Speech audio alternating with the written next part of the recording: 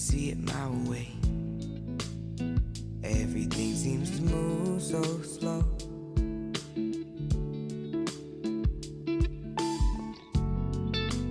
Things of this world, they're all in a whirl, while I'm driving swiftly.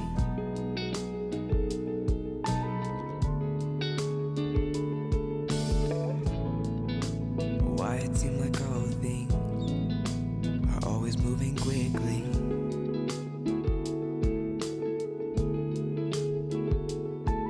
Guess I'm lost in a world where it all goes chaotically. Guess I'm lost in a world where it all goes chaotically.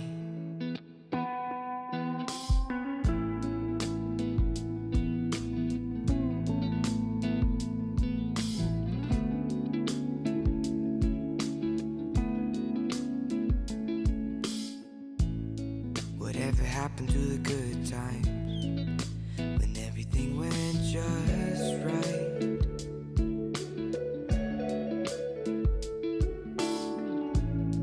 Reminiscing about my past life before it was chaoticized.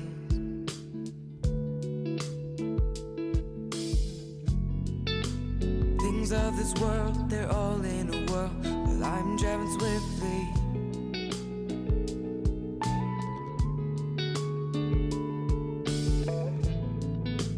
Why it seems like all things are always moving quickly.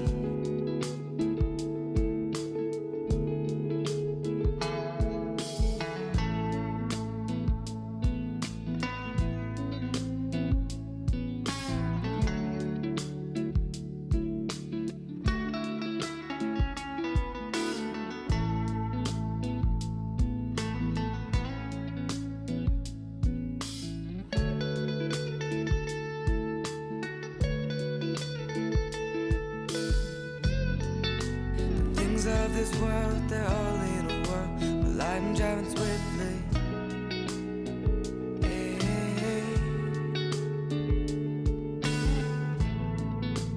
Why it seems like all things are always moving quickly.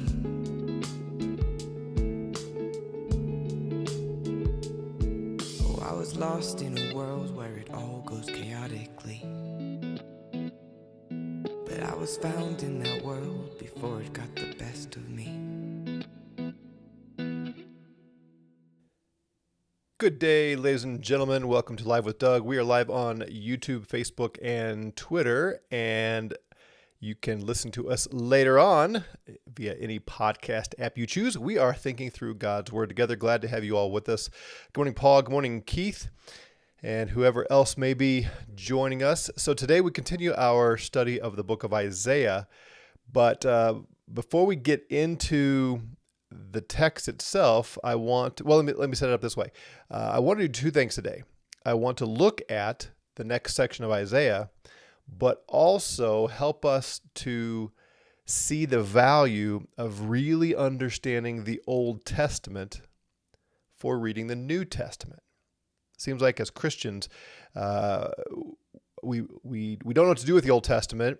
We don't know how to apply it, and obviously I come from a New Covenant theology perspective, so I don't believe the law of Moses is our law and so on. But that's not to say the Old Testament is in any way less the inspired Word of God or that we have nothing to learn from the Old Testament. Let me show you something here. In 1 Timothy chapter 2, Keith says the music is breaking up. So let me know if the audio of my speaking is breaking up, although I don't know if there's anything I can do about it. It all seems fine on my end. Anyway, so at 1 Timothy chapter 2, Paul there describes, and now Kegu is also verifying it's breaking up. So now I'm distracted. Yeah, please give me a yes or no of whether or not my speaking voice is also breaking up. Again, I don't know that there is anything I can, yes, some breakage. Well, I think that must be on YouTube's end because everything seems fine on my end. So I'm going to plow on through and hopefully it'll clear up for you. So 1 Timothy chapter 2, Paul there exhorts us to pray for our leaders, pray for peace, for gospel effectiveness. He tells men not to fight and be harsh and angry with one another, but to lift up holy hands in prayer. And then he describes women this way. Let me show you. Likewise, he says, I want women to adorn themselves with proper clothing, modestly and discreetly, not with braided hair or gold or pearls or costly garments, but rather by means of good works, as is proper for women making a claim to godliness. And then he gets into this very controversial section. It's controversial today. It hasn't been in past generations.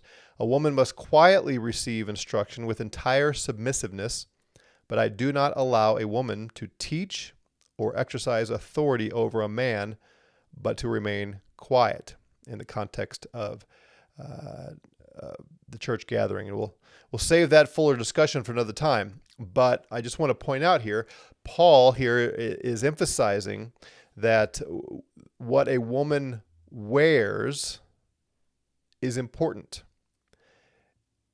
And she should not be known for her outward appearance, but for her good works. And he says here it's proper, it's appropriate for a woman who claims to be godly to be known for her good works rather than for her appearance. And even this business about the receiving instruction and being submissive and all that goes to character and what a woman should strive to be, in contrast to the externals, to the dressing to the nines and that kind of thing. Okay, so Paul says this to Timothy and is giving Timothy instructions to give to the church. So this is what God, through his apostle, wants women in the church, Christian women, to understand. Peter, in his first letter that we call First Peter, has something similar to say, specifically toward wives. Look at this, chapter 3, verse 1. In the same way as he said some other things, you wives, be submissive to your own husbands, so that even if any of them, the husbands, are disobedient to the word, they may be won without a word by the behavior of their wives. In other words, a wife's behavior might cause a disobedient husband to be won to obedience.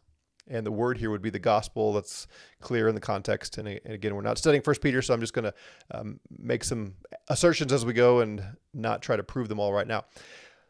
He says, for the wives, as they observe your chaste and respectful behavior. Kegu says it's better now. Good. So way to go, YouTube. Thanks for clearing that up. I'm going to blame YouTube for that. As they observe your chaste and respectful behavior. So again, the behavior is of concern to Peter. And now he gets into the externals. Your adornment must not be merely external, braiding the hair, wearing gold jewelry, or putting on dresses, but rather let it be the hidden person of the heart, with the imperishable quality of a gentle and quiet spirit, which is precious in the sight of God. Okay, so he's contrasting kind of bookends here: behavior, chaste, respectful behavior, and a gentle, quiet spirit, in contrast with what they do with their hair and jewelry and dresses and makeup and all those kind of things. For this gentle and quiet spirit, he says, is precious in the sight of God. For in this way, in former times, the holy women also who hoped in God used to adorn themselves. They used to adorn themselves with the respectable behavior, and they were submissive to their husbands. Sarah even called her husband Lord, called Abraham Lord, and so on. So my question for you is, as we think about Peter saying this and Paul saying this, the question is, where did they get this? You think Peter and Paul got together in some conference and said, "Hey, we need to address these things to the women of the churches that we're speaking to"? No, I don't think so. Maybe, but Peter and Paul didn't spend a lot of time together. They got it from the Old Testament. That was the scripture they had, right? You know that. They didn't have the New Testament. They're busy writing the New Testament, right? They're writing these letters to these churches. They had the Old Testament, and they drew principles from God's anger against the Jews, his anger against other nations. In one of the comments from a previous series, just came in the last day or two, someone was asking, is murder a sin for the Gentiles kind of thing? And I think he is probably pushing back against my view that we're not under the Ten Commandments, as though the law of Moses and the Ten Commandments are the only place where murder is called sin. It's sin all over the New Testament. But if you were with us in, I can't remember which series this was, probably the Law of Christ, Law of Moses series, or Law of Moses, Law of Christ. We looked at Leviticus 18, where there's a whole host of sins there, including lots of sexual sins, that God is angry at the nations around Israel and is going to spew them out of the land, spew the Canaanites out of their land because they're committing all these acts which are a violation of God's standards, of his law, of his moral requirements for everybody. And even those who had not received a specific written law, God's holding them accountable for these things. So there are certain things that God always considers sin, and murder is one of them. So the point is, there's much to learn in the Old Testament about what God wants of people, even without tying it all to the law of Moses. That's getting into a whole discussion that we get into in other series. But the point is, Peter and Paul read Isaiah, for instance, and see what God expects of people. And if you notice the little, I don't know if you could see, those of you who are watching on YouTube could see the little banner going along the bottom, just playing with a new feature here. I said something like, American women are showing all the signs of a fallen society. And I think I gave the little teaser as a title here. Something along the lines of Instagram model mindset, ancient Jewish edition. We're going to see that what God condemns the Jewish women for is on full display here in America. Janice has a contrast to the women of Zion, Isaiah chapter 3. Yeah, exactly. You're getting ahead of me. Well done. So let's look at this. So in Isaiah, remember, we've seen that God is condemning, he is calling out the sins of Jerusalem. And they are syncretists, they are pluralists, multiculturalists. They are bringing in any and every idea from all the surrounding regions, and that's driving them away from exclusive devotion to God. They are very wealthy, they have great military strength, and they are committing idolatry. And God is angry with them, and he's pronouncing judgment upon them. And we looked into that yesterday. Now let's look, and he's got some specific things to say about what the women are doing. So let's take a look. Isaiah 3:16. Moreover, the Lord said, because the daughters of Zion are proud and walk with heads held high and seductive eyes and go along with mincing steps and tinkle the bangles on their feet, therefore, we'll get to the therefore in a minute. So let's just slow down and take a look at this. He calls them the daughters of Zion. What he means by that is Zion here is like the mother, and she has taught her daughters something. This is what happens. Women, why? Mothers, if you have daughters, your daughters learn from you, and they learn far more from what you do than what you say. And this is true of men too, and fathers to the sons, and to some degree fathers to daughters. So it's not exclusive to the sex, but by and large, a woman learns what it means to be a wife and mother from her mom. She learns what it means to be a woman from her mom. All this nonsense, this laughable nonsense in America today about what is a woman. There are many reasons why we've gotten to this point, but one of the reasons is what mothers have or haven't done for their daughters. And we teach ourselves that. But it's not just individual mothers. So I'm not trying to cast blame. Some of you women may have been exemplary mothers and still have daughters that cause you to shake your head. So it's not simply tied to any one parent. So I don't want to give that impression. Zion here is the city. The whole city is teaching the daughters to behave in a certain way. Right? So the idea is the culture, the society, what has become the norm, what has become incentivized, what is put on display as admirable in the society, that's what it teaches the daughters of the city to value. And then that just, it's a spiral, right? It just reciprocates it. And what they value causes society more to want it. So he calls them the daughters of Zion. So they're the expected followers of the society, the culture. And what are they? They are proud. These women are arrogant. They're conceited. They're selfish. It's all about me. And in particular, what they look like. They walk with heads held high, outstretched necks, literally in the Hebrew.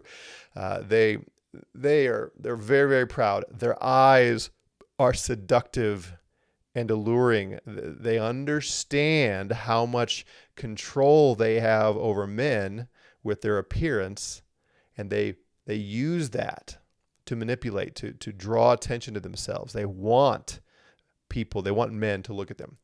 They go along with mincing steps. They walk in a way that is attractive, right? They walk in a way and they dress in a way to draw attention to themselves. And I love the phrase here, the English, the tinkling the bangles on their feet. It's not an expression we use every day, is it? You get the point, even if you don't understand exactly what that description means. They have anklets, bracelets on their feet, and shoes, everything from head to toe. They're all about what they look like. Right? This is the Instagram models of the day, even before Instagram. It's all about appearance. Now, they didn't have filters like all the girls can have today, where have you seen those images going around of women, how they look naturally, and then the filters they can put on with the different apps, WhatsApp, or I don't know what they all are, the Instagram filters, all these things where you can just in a click of a button go from a normal appearance to supermodel or Instagram model kind of appearance, and then all the decor and makeup and all that stuff that is on display. Well, it's not actually the jewelry and all of that that's the problem. It's not the dress that's the problem. It's what motivates it. They're arrogant. They are prideful. This is a wealthy society. Remember, we saw that earlier. A wealthy society, and they're idolatrous, and it's all about me and what I want, and therefore these proud women are putting themselves on display. And what does the Lord say he's going to do? Therefore, the Lord will afflict the scalp of the daughters of Zion with scabs, and the Lord will make their foreheads bare. God says, because you proud women walk around and flaunt your looks and put yourself on display, when I judge, I'm going to cover all of your beauty with a leprosy kind of thing. I'm going to cover you with nasty leprous scabs. He says here he'll make the foreheads bare. It's possible. Some of the wording here is very unique. It's possible it's not just the foreheads that are bare, that it could be referring to their private parts. In other words, you want to display these things and draw attention to yourself with your body.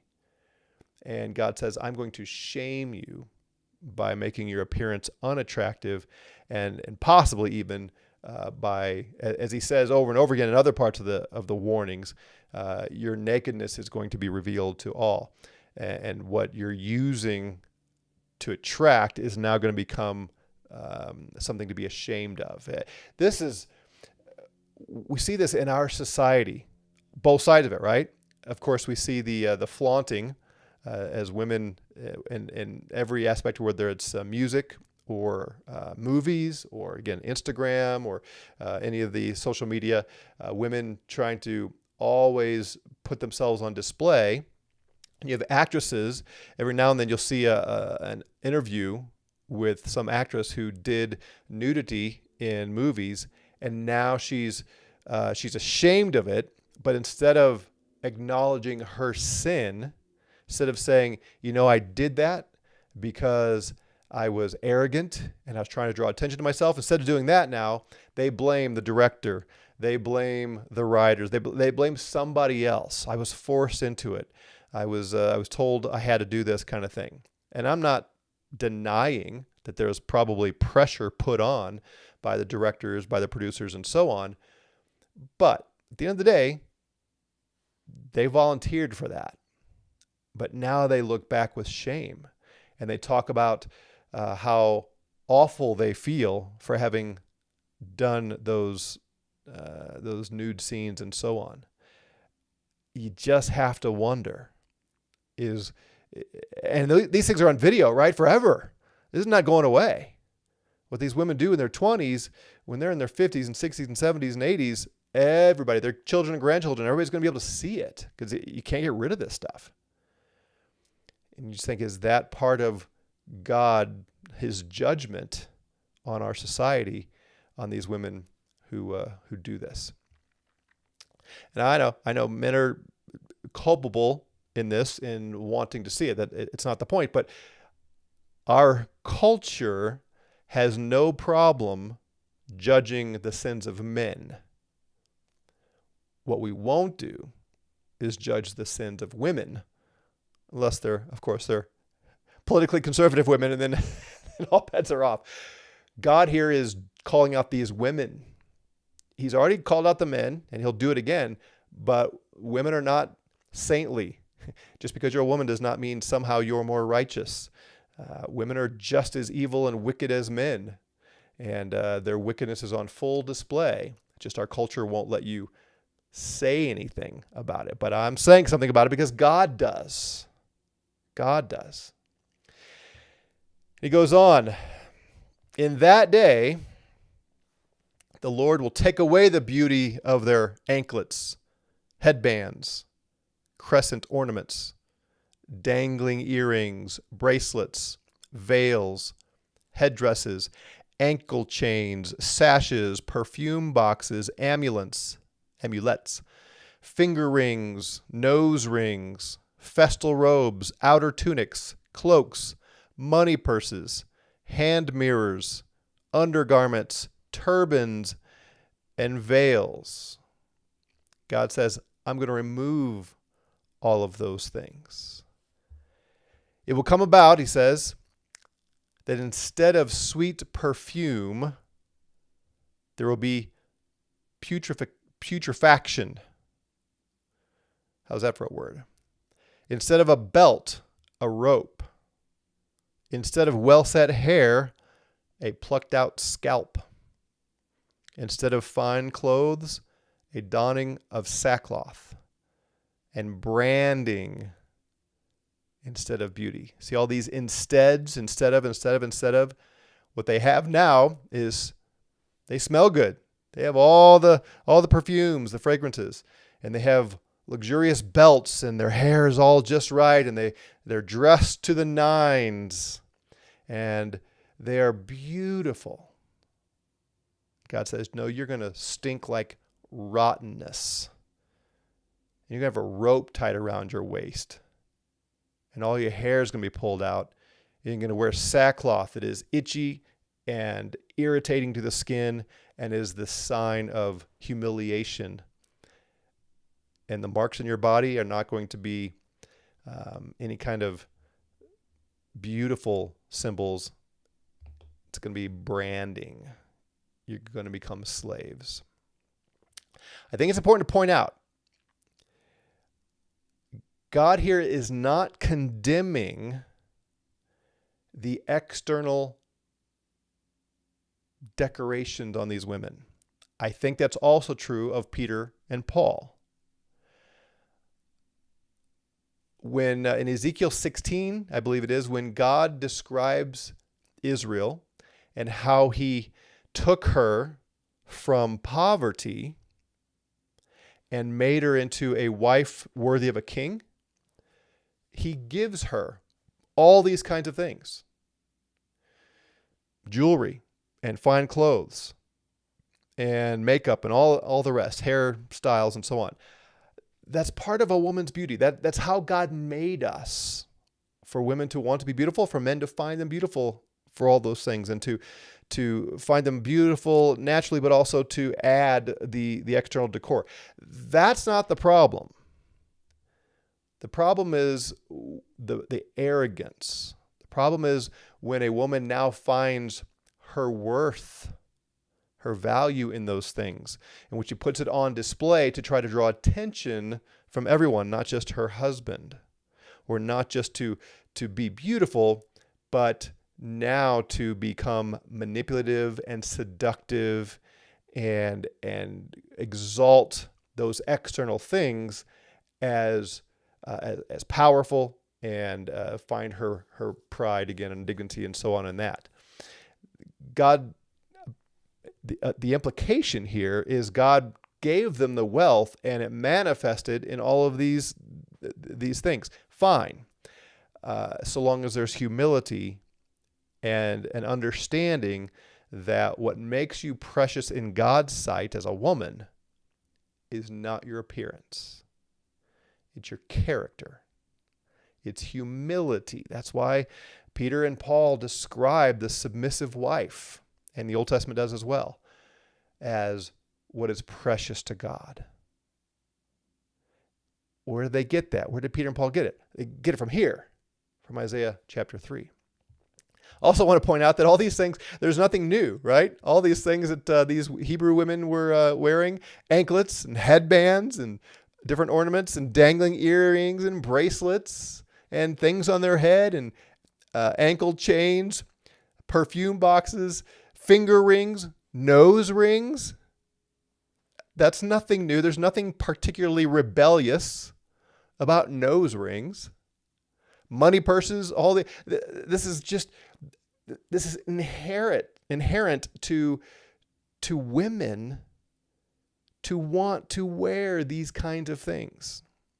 And we shouldn't look down upon that, so long as what is held in high esteem is the character. I see that Lon has a comment here. Let me see what that is. Huge fake eyelashes are a big thing for young women here in Idaho. Not just there, brother. They're all over the place. And now, thanks to the internet, every culture, right? Every girl, every woman can see what everybody's wearing all over the world. And it spreads like never before. So my point is, those, the Amish and others, and just throwing that out as a sort of a stereotype, those who say a woman should only wear, a denim dress and as simple clothing as possible, I don't think that's the point. If you're a woman and you enjoy dressing up and jewelry and so on, great. I think that is biblical, so long as what you're striving for more than anything else is the right heart. God says, your men will fall by the sword and your mighty ones in battle. So now you're referring to Zion. So he referred to the daughters of Zion. Now he's referring to mother, the city itself, the society. You're going to fall by the sword and your mighty ones, your soldiers are going to be defeated. An enemy is going to come and destroy you. And her gates will lament and mourn, and deserted she will sit on the ground. So now we've gone from the daughter to the mother, the city, and God says, I'm going to take out all your soldiers. Your gates are going to fall, and Mother Zion, is going to sit all by herself. She's going to be deserted and cry. The time of weeping is upon them. The time when the city will be destroyed is coming soon. And then he has one more thing to say to the women. For 7 women will take hold of one man in that day, saying, we will eat our own bread and wear our own clothes. Only let us be called by your name. Take away our reproach. So here these women have been all about themselves, put on their external displays. They're arrogant. They're strutting around, acting like they don't need anyone. And they've been taught this by the society. But when all of it comes crashing down, they're going to be desperate for men. They say, we'll take care of ourselves. We'll provide our own well-being, which was the man's job. But we'll provide our own food and clothing.